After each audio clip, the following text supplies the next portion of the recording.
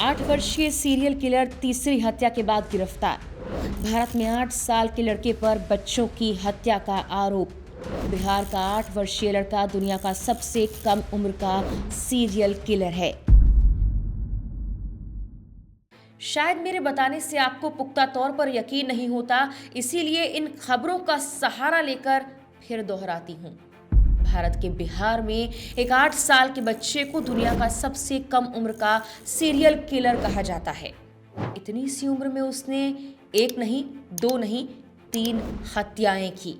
और जब बारी आई कबूलनामे की तो उससे पूछताछ करने वाले अंकल ने उसे बिस्किट ऑफर किया और आम बच्चों की तरह उसने लालच भरी निगाहों से देखा और फट बिस्किट ले लिया। इसके बाद उसने जो बताया वो सुनकर आपकी रूह कांप जाएगी।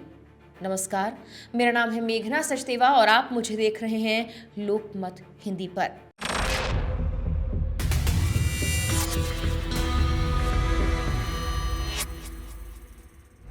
जुर्मोस्कोप के इस एपिसोड में आज बात होगी अमरजीत सदा की, जिसकी तस्वीरें इस बात की तस्दीक करती हैं कि जो जैसा दिखता है वैसा होता बिल्कुल नहीं। बिहार में एक जगह है बेगूसराय और इसी जिले में पड़ता है मुसहरी गांव। बात है साल 2006 की। यहाँ सदा परिवार रहा करता था। गरीबी में इस परिवार को खाने के लाले पड़े हुए थे। घर में पति पत्नी, एक नवजात बच्ची और उसका 8 साल का भाई था। इस परिवार के बगल वाले घर में इन्हीं के रिश्तेदार रहा करते थे। अब एक दिन इन्हीं रिश्तेदारों के यहाँ से एक 6 साल की बच्ची गायब हो जाती है। परिवार बच्ची को ढूंढता रहा लेकिन पुलिस को शिकायत नहीं की। कई महीने बीत गए, बच्ची का कुछ अता पता नहीं लगा। कुछ और वक्त बाद एक और अजीबोगरीब घटना हुई। इसी परिवार की 6 से 7 महीने की एक और बच्ची गायब हो गई। अब लोगों की समझ से परे था कि बच्चियां कहाँ गई, उनके साथ क्या हुआ। ये दहशत फैलाने के लिए काफी था कि बच्चे गायब होते जा रहे हैं। अब कुछ और महीने बीते।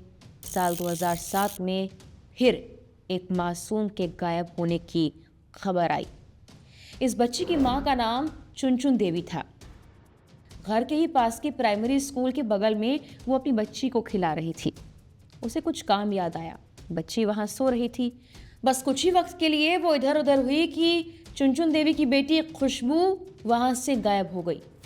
वो हर जगह उसे ढूंढती है, सबसे पूछती है, लेकिन मासूम खुशबू का कुछ पता नहीं लगता। लेकिन बाकी मामलों की तरह चुनचुन देवी चुप नहीं रहती। उनकी तलाश नहीं रुकती। आखिरकार वो पुलिस स्टेशन जाती हैं, बच्ची के खोने की रिपोर्ट दर्ज करवाती हैं। ये बच्चों के गायब होने की पहली रिपोर्ट थी। छानबीन के लिए पुलिस गांव आती है, छानबीन करती है, पूछताछ की जाती है और इसी दौरान पुलिस को पहले बच्चों के गायब होने की खबर लगी। लेकिन उन्हें यह समझ नहीं आ रहा था कि किसी ने इस बारे में पुलिस में रिपोर्ट क्यों नहीं लिखवाई। खैर, अब पुलिस इसी छानबीन के दौरान सदा परिवार के घर पहुंचती है, जहां उन्हें 8 साल का अमरजीत मिलता है। पुलिस उससे भी पूछताछ करती है और कहती है, बेटा खुशबू कहाँ है, पता है क्या? तो वो हंसने लगता है। पुलिस फिर इसी सवाल को दोहराती है। वो फिर हंसता है और कहता है कि हाँ मुझे पता है। तो पुलिस ने कहा कि बताओ तो। वो फिर हंसने लगता है। पुलिस को ये सब अजीब लगता है। पुलिस को लगा ये बच्चा है और इससे पूछताछ में टाइम की खराबी हो रही है। लेकिन दोबारा एक बार फिर पूछ लेते हैं तो वो फिर सवाल करते हैं और इस बार अमरजीत बोल पड़ता है कि मुझे अगर बिस्किट दोगे तो सब कुछ बता दूंगा।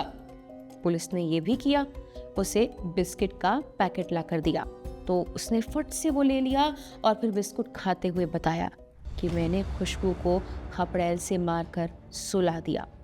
पुलिस को लगा आखिर ये बच्चा क्या बोल रहा है, लेकिन उन्होंने फिर पूछा तो उसने फिर वही जवाब दिया।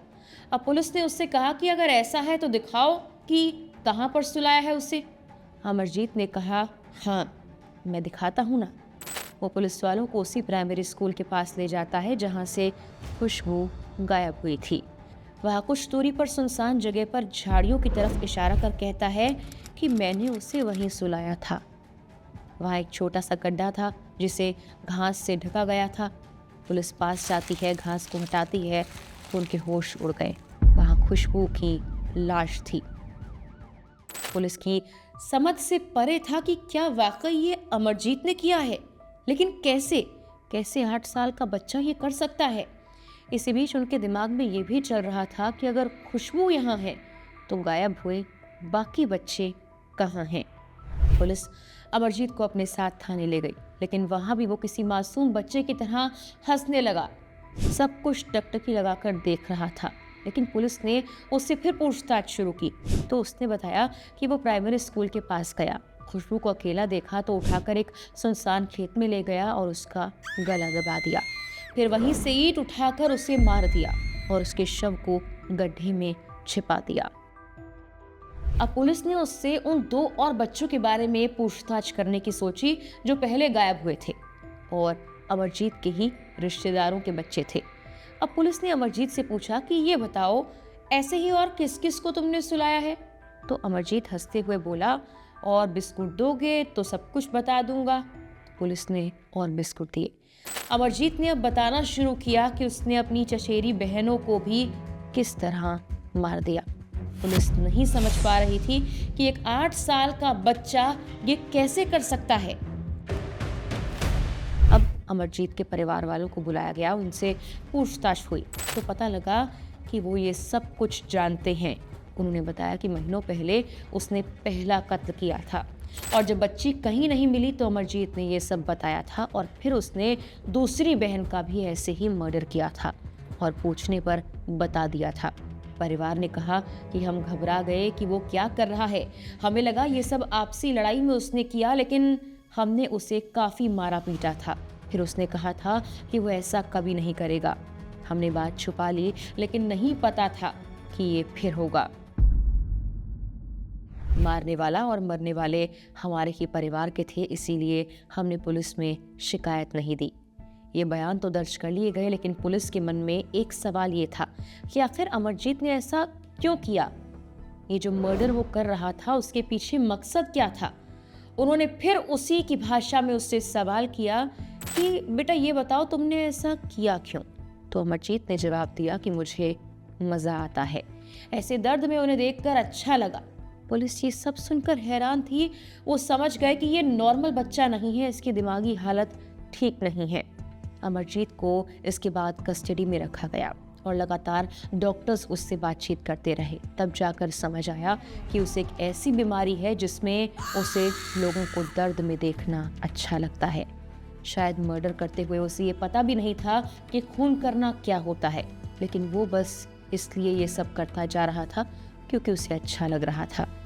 और वो बच्चे जिन्हें अमरजीत ने मारा वो उसके आसपास के थे या कमज़ोर थे, इसीलिए उन्हें ही निशाना बनाया। अमरजीत को कई सालों तक डॉक्टर्स की निगरानी में रखा गया, लेकिन उसके बाद उसकी तमाम जानकारियों को सार्वजनिक नहीं किया गया। इसीलिए बाल सुधार गृह में रखे जाने के सालों बाद वो अब कहाँ है, क्या कर रहा है, इसकी कोई जानकारी किसी को नहीं है। साल 2022 में छपी एक रिपोर्ट के मुताबिक ऐसा माना जाता है कि अमरजीत 2016 में ही रिहा हो गया था, लेकिन अब उसका ठिकाना कहाँ है किसी को नहीं पता। लेकिन आज भी अखबारों में इस अमरजीत सदा को सबसे कम उम्र का सीरियल किलर बताया जाता है। फिलहाल के लिए इस वीडियो में इतना ही।